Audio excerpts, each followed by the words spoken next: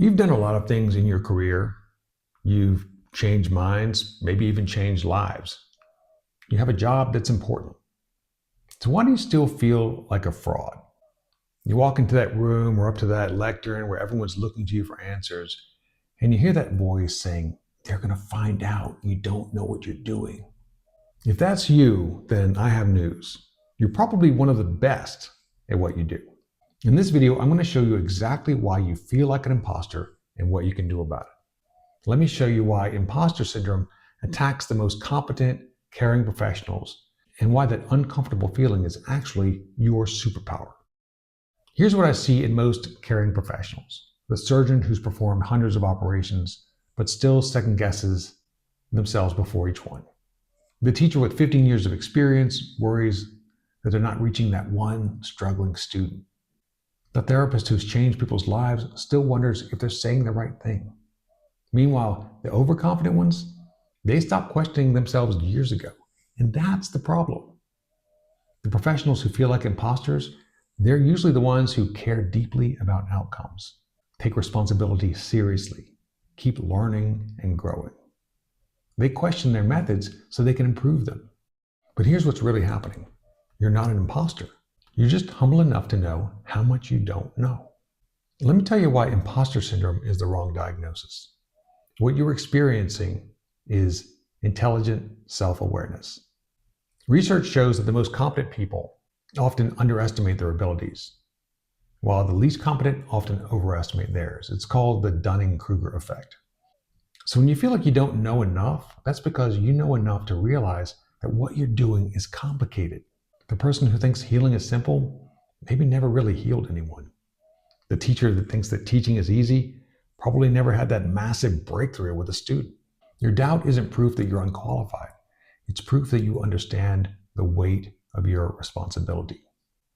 Let me tell you what confidence without competence looks like. It's the doctor who doesn't check because they know they're right. The teacher who uses the same lesson plan for 20 years, no changes. The therapist who has all the answers, so they don't really need to listen. Meanwhile, the imposters, they're the ones who stay up late to research that unusual case. They look for a second opinion when something doesn't feel right. They keep educating themselves even after years of experience.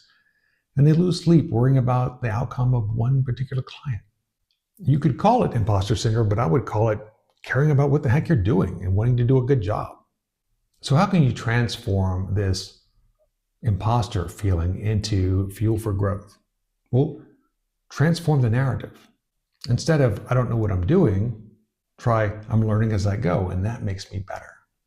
Document the things that work. Keep like a little wins journal, but be ready to revise it because you don't want to become one of those fossilized experts.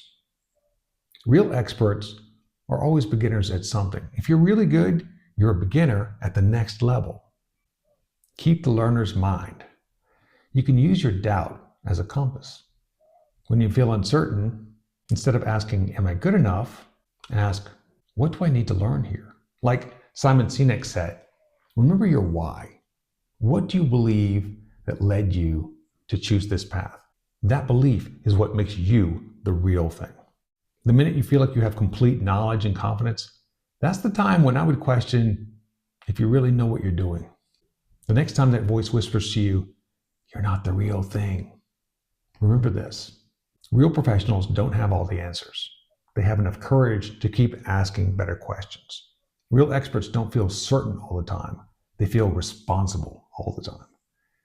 Your self-doubt isn't what's holding you back. It's what's pushing you forward. The world doesn't need more overconfident professionals. It needs more people like you. People who care enough to question, learn, and grow. And that uncomfortable feeling, that's not imposter syndrome. It's your integrity.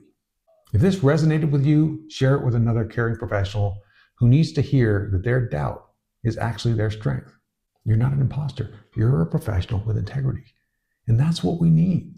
I'm a hypnotherapist helping people to get out of chronic pain and anxiety and fear.